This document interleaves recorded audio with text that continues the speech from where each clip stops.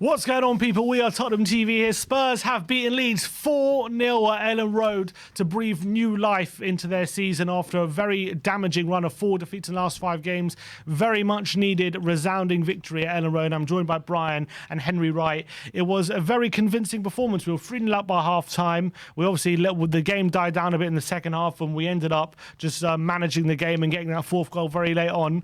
But what a brilliant display and a very good response to what was happening in midweek.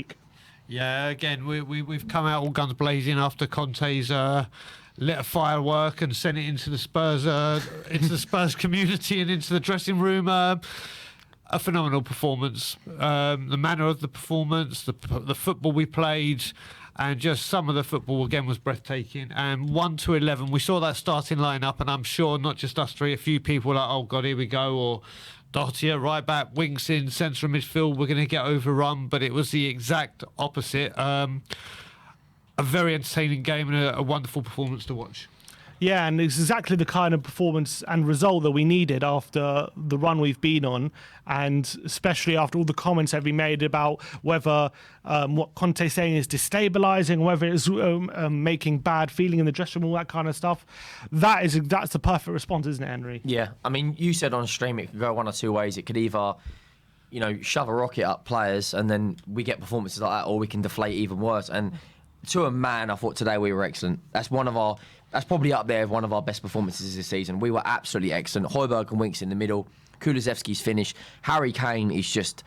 He's just different. He's mustard. You can't describe how good he is. I mean, that pass for Son's goal is just, like you said, De Bruyne, Scholes, Beckham, and the finish on his first goal as well. But to a man, apart from Hugo Lloris's, rash effort when he tried to clear the ball when they hit the post, twice. Apart from that, we were in complete cruise control. Yep. Yeah, and it started very early on. Within 10 minutes, we're 1-0 up, and a quintessential Conte goal. Ball played in behind Session. He plays a brilliant first-time ball across the face of goal. Matt Doherty is at the back post, full-back to full-back, exactly how Conte likes it in those kind of positions. And it was really good to see, finally, Doherty get into those positions that he was getting in for Wolves and getting in the back post and scoring. And he had a big opportunity today, starting a game when Emerson started the last 2 in a week. And I think he took his chance today, didn't he? Oh, he most certainly did. You know what? That is probably the kind of performance Matt Doherty has need for his confidence. The goal was fantastic, but the assist as well for the second goal, which we'll talk about. But the manner in which he took that first goal it was a great finish. The whole move was lovely to see, from Winksy to Sessegnon, and that ball from Sessegnon first time whipped across was pinpoint for Doherty to calmly and collectively put it away. Great first goal. Yeah, I think I even said before I was happy that he was playing over Emerson Royale, aka Chicken Royale. I thought he, started the game really, really well. Got the assist, got the goal, but not even that. His defensive performance, I thought he was pretty sound as well. But speaking on our defence, I mean, I said it on stream. How good is it to have Dyer back? I mean, he's leading the line. Him and Romero. I thought Romero was very good as well today. Sessegnon as well got the assist, and he made a lot of good runs. And we just need to keep this momentum going now. We've got a tough run of Premier League fixtures. We've got Everton, United, and Brighton all in a tight schedule. So getting game time and get everyone all firing on all cylinders. We can't really ask for more, to be honest. Yeah, and hopefully, look, Watford can do us a favour playing Man United later. Kulusevski doubled our lead within 15 minutes, a really clinical finish at the near post on his left peg. That's 2 goals in 3 games now, and he might have gone a bit quieter in the second half despite forcing a save from Meslier, but really impressive first half display from him, wasn't it? And it showed again, 21 years of age, but he looked every bit a player who can be a big part of our future. Without a doubt. He's starting to show what he can do. A lot of people, I think, even when I spoke to you, said just look at his days at Parma more than Juventus for what he is capable of. He's matured a couple of years since then, and he is starting to look not just promising, but very, very promising. Bentancur out of the two had the 2 brighter starts, but he has started to show in the last 3 games what we can expect from this man. And when he cuts in on that left foot, we've needed a deadly left foot, and it looks like we've got it, and he can only improve, and I'm very, very, very excited to see what comes from him, and it was a great finish. He's got the most natural ability out of all the wingers we've had in recent years, bar Son. When you look at the way he runs, he's not blessed with pace, so when he comes up against his man, he's got to beat them one-on-one, either cut in or take them around the outside. But his natural ability and the awareness to constantly cut in, because like when you come up against Salah and Mahrez, they're going to cut in, but that still works. Messi used to have that signature where he used to drop his left shoulder and then go with the right. He's going to do it, but it still works. And Kulu's got so much natural ability. Like you said, 21 years old. Forget how young he is, Same as Ben Sankore as well. He's only 23, 24. So when you look at the recruitment, we are building for the future. But not only that, with their age, they're both such good players. But Kulusevski today was unbelievable. Yeah. That finish, like I said, you expect him to whip it round to the back post, but beating the goalkeeper, like you said on stream, getting beaten by your near post, you wouldn't expect it. But it's a great finish. It is a great finish. And we obviously got the third goal, which probably killed the game on, I think, just before half-time on about 38 minutes. A world-class effort, you got to say. World-class from Højbjerg to play the ball over the top to Kane on a sixpence. And Kane stretching on the angle on his left peg as well to steer that home into the side netting, into the back post, was an absolute world-class finish. And that was just the start of his day, wasn't it? It was. What I will say about Harry Kane, because we can talk about that goal, is... I've been saying it for a while, and if anyone hasn't seen it, go back on YouTube and look at all of Harry Kane's goals in the or for Tottenham Hotspur. I do that every day, mate. Yeah, but the thing is, if you watch it, you will see. And I've never seen a striker in world football that, like I said, they always say if you hit the side netting on a penalty, the goalkeeper doesn't save it. I've never seen a striker hit the side netting with so much deadly accuracy. Consistent as well. Throughout, in the whole time I've been watching football, I have never seen anyone hit the side netting of the goal as much as he does, and he just goes to show why he is the best in the world. How good is he? Like we said earlier, when we talk about Tottenham legends, how high is he up there? He's right up there. Better than Hoddle? Are we rating him that highly yet? No, put it this way. This is half of me because for me, Gaza is number one. But just because I only got to the tail end of Hoddle, so I know he is God, and I know if we had a massive vote, he will come out on top of Gaza. But you've kind of seen all of Harry Kane, haven't you? Yeah. He is the one. We only had Gaza for a few years. Harry Kane, the three of us and everyone that is watching this will go down as saying, as we get older, we had the blessing and the honour and the privilege of watching him throughout his whole Spurs career, and he has got to be right up there. And Kane showed off his world-class finishing with the goal, and he showed off his world-class passing with the assist to wrap up the game near the end with one of the passes of the season, you have to say, to Heung-min Son, deep inside his own half. He has the vision to see Son running, and not only does he have the vision, he has the execution to put it right on his chest, and Son's able to take it down and make it 4-0. That broke the record for the most goal combinations between any two players, 37 now between Kane and Son. And what an unbelievable... I mean, he was doing those passes all day, Harry Kane. Yeah. And one of them was set to come off, and thankfully it did right at the end. So it was a masterclass, wasn't it? Well, you know what? Well, we started seeing Kane's range of passing under Pochettino when he started dropping deep, and especially when he was at Wembley, when it was a bigger pitch, and you saw some of these cross-field passes he was doing, and his range of passing is just like no other player in that position. But now you're seeing how crucial it is with players running off of him. And we used to say with other players, when they know when it's a De Bruyne or when it's a Beckham or whatever, people get in the box because they know that ball is coming in. Or a Ward-Prowse. They know that ball is coming in with quality. And as soon as he looks up, you can see Son saw it. People will run because you know that ball is going to its target 9 times out of 10. And it was just a phenomenal pass. And it's not even the pass, it's to see the pass. It's the audacity to go, do you know what? It's incredible. It's incredible. Yeah. And does he have an argument not just to being the best striker in the league, best playmaker in the league as well? I said that. It's him and De Bruyne. I mean, he doesn't get a lot of recognition, unless you're a Tottenham fan and you watch him a lot, for his passing. He's known for his finishing and his goal-scoring ability. But the audacity to see Son and go, do you know what? I've got the ability. That's 40, 50-yard pass from his own half. And he put it on a sixpence. Son's touch as well to take it down and then score. But we're talking on his passing ability. You talk about Toni Kroos, players like Modric. He's right up there. Right, I'd probably say top 5 is a squeeze, but he's definitely top 10 passes. Every time it seems he lays a pass on someone. Not only is it on a plate, but it's always in a dangerous position as well. Always seems to set us on an attack. Always seems to create an attacking opportunity. And maybe that's because he's coming deep and that creates space for other players. But his passing range, his vision, is, you could argue, second to none in the Premier League. And that is considering, when you add on top of that, his finishing ability and even the finish he did today, what a player he is. And he's in the form of his life at the moment, I believe, under Antonio Conte. Just a quick one, super chat here from David MJ Park, and we'll talk about it. What do you guys feel about Son's performance? I love him, but can't help to feel like he underperformed despite the goal. Obviously, he got the goal at the end to make it 4-0, really clinical finish.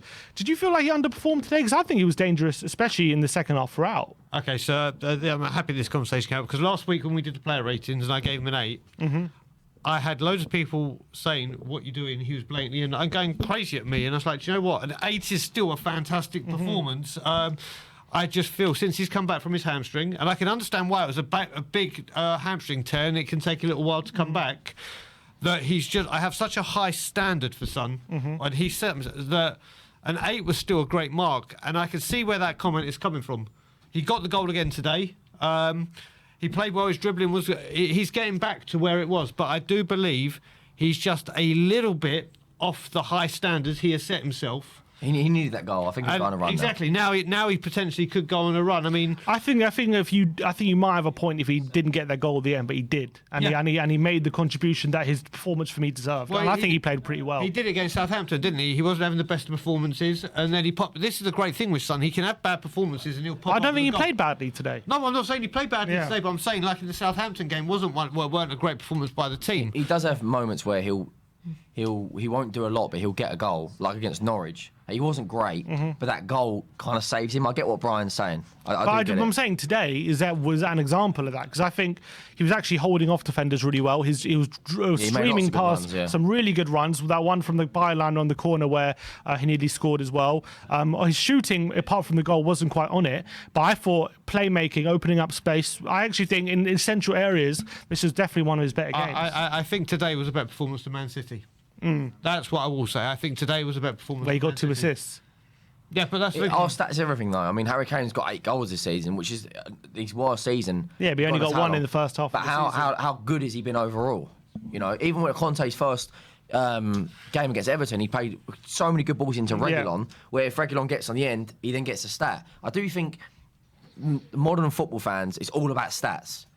Salah could have a horrendous game, score a penalty, and get man of the match. Yeah. But overall, Kane this season has been still very, very good. I agree with you. Obviously, look, that 4-0 victory takes us up to 7th place. We're now, I think, look, depending on other results, maybe the door opens for the top 4 a tiny bit if we can keep up this kind of level of performance. Man United obviously play Watford later, so we'll have to wait and see. We're 3 points now behind Arsenal. Them having played a game more, but that game more is Liverpool, so no guarantees they're going to win that game. What does this win do for you in terms of where we're at in the season? The win is obviously very, very, very much needed. Very, very much needed after the Burnley performance. What I always think is after a performance like this is our next Premier League one, which obviously this will be my last Premier League game in London. I'll be in Toronto for Everton. So at least Brian. I'm going to miss you all as well, mate. I'll still be about. But yeah, it's how we go against Everton, because we've got to use this, like we said with Man City, as a springboard to really put a run together. And obviously we didn't do that against Burnley, but let's just hope now with that we have a great performance against Borough and move forward in the Cup, and then really do something against Everton, really, because then you can start talking about it, about the impact. I think the next game for us, I know it's a cliche, but the way we've been playing, this next game is crucial. Is Everton the next Premier League? Everton at home, yeah. We've got Borough in the Cup. United. We've got Borough in the Cup, Everton at home, and then United Old Trafford, which could be an absolutely ginormous game. And then we've got Arsenal's not playing. Hasn't been registered. So they were talking about it's going to be midweek. Yeah, well, we just don't know when it is as of yet. But yeah, for you, Henry, this win, does it change anything for you as to what you're looking at, or do you know the way we played, or do you still think, look, we've 4 losses in 5 has done a lot of damage, and we've still got a long way to go to recover that damage? It's a long. We've still got 15 games after the season. 14 games. Now. It's still a long way to go. But performances like this. We have 13 left now. So we still got to play Arsenal, Manchester United, Liverpool. Yeah. I think that's it of the big 6. I think Conte's message got through to the players. Whether you agree with it or whether you don't, the manner he went about the message, it did need to be said, in my opinion, because a lot of these players, need a rocket inside them to actually play like that. I mean, how many times have we come on Match Reaction and said Doherty was outstanding? Yeah. I don't think Never. either of us have ever done it, and he's been here 2 years now. I think done this that does today. change something to a degree. It doesn't do a lot in the grand scheme of things, because, like I said, we've still got to play them 3 clubs, but it's momentum. It's all about building momentum. Look at Arsenal at the moment. They narrowly beat Wolves in the last minute, and now they're dancing around the capital, acting like they've just won the Champions League again. Or no, tell a lie, they have won the Champions League, but they're still dancing around. It's momentum for us. We just got to, beat Everton. Otherwise, this result doesn't mean anything. We come off the back of a fantastic result against City, and then at Burnley, the result doesn't mean anything, does it? And a quick one, according to Athletic, Bielsa's future after that defeat is in very serious doubt. He looks like he could be sacked very soon. Go there, though? They're saying Jesse March is the leading candidate for Leeds. Jesse March, I think he's the American coach. Did he manage Dortmund? No, I think it was Leipzig. wasn't Leipzig, it? that's it, yeah. He used to manage Leipzig. After what you saw from Leeds today, they've now conceded 14 goals in their last 3 games. They're currently 15th with with every team below them, apart from Norwich, having at least 1 game in hand. They are. Where do you say they're 15th? 15th at the moment. They're 3 points above the relegation zone, but teams 18th to 16th have at least 2 games in hand on them. Yeah, I reckon. Do you think they're in trouble after what you saw today? I think they're in. I've been saying it from the beginning. I think they're in deep. Look, if you look at the relegation, I think Norwich are done. Let's be You serious. say that though, but I think they Norwich, pull out a result here or there. They do, but I think Norwich are done. I think points? Newcastle are going to get out of it. And I honestly think they are going to be one of them. I think it may go to last day, but I honestly think Leeds are in serious trouble. Yeah, because if you look at the relegation, let's say if we say Watford and Norwich are very likely to go down, right? Yeah, them Watford two. have got goal scorers in their team though. Yeah, but let's say, for argument's sake, because they're the furthest apart and they're probably the teams who lose most games. So let's say they're most likely to go down. You've got Burnley, Newcastle, Everton and Leeds. Maybe Brentford could be dragged into it as well. Everton won't go down. I don't Like, think. exactly. Everton, are they really going to go down? Are Newcastle going to down? Newcastle, Are Burnley going to go down? Burnley have a common. It's due though. It's due. It is, but they're it by the no, skin but of their teeth. they're coming up again. They beat us. They They've always got some do. good results recently. They got Wakehorse playing well. Yep. So Leeds are in serious trouble, I think, when you look at the candidates of relegation. Well, the thing you got to look at it, I think a lot of this hinges on if Bielsa stays. If Bielsa stays, they carry on playing this football and nothing changes. But if a new manager comes in and goes, right, the first thing we do is shut up shop, then things could change. But I still think they're in in serious trouble. The last time they won was on the 16th of January, and since then they've had 5 defeats and 1 draw. Wow, that's Conceding a goal, 3-0 to Everton, 4-2 to United, 6-0 to Liverpool, and now 4-0 to us. that's 17 goals in 4 games. Yeah. That's incredible. We'll quickly just get through the super chats. Tom Hiller says, "Big up, guys! Great game. If we had won the 3 games, we would be 1 point ahead of Chelsea right now. Consistency is key. Come on, you Spurs, back on. Say, yeah, I know, but the point is we're not consistent, and that's just us as a team." Joseph Griffin, thank you for the super chat. No message. Mr. Frequency says 4 losses out of 6 or 2 wins in the last 3. Glass half empty or glass half full? What's it going to be, lads? Quick fire. Glass half empty or glass half full? Oh Jesus! Why you come to me first? Half empty or full? Half full. Half full? I'm gonna go half full. I'm gonna go Half full? I'm gonna go half full. Let's glass half full, guys. Right, You just won. you've missed out one super chat, and it's from someone that was on my channel last week from Leeds Tottenham UK. Yeah. Tottenham fan UK, just saying great win for Dean Richards' 11-year anniversary today. 11 years, man. I mean, Dean Richards was a phenomenal defender. Great comment. Phenomenal defender. And yeah, what a great way to mark his anniversary of his passing.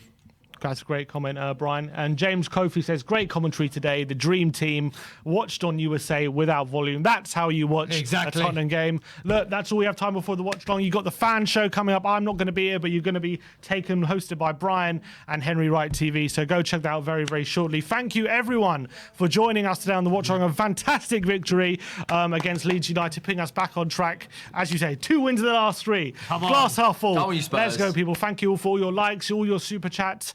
Thank you for interacting with us today. We'll see you very, very shortly. Like, subscribe, and comment. And as always, come on, you Spurs.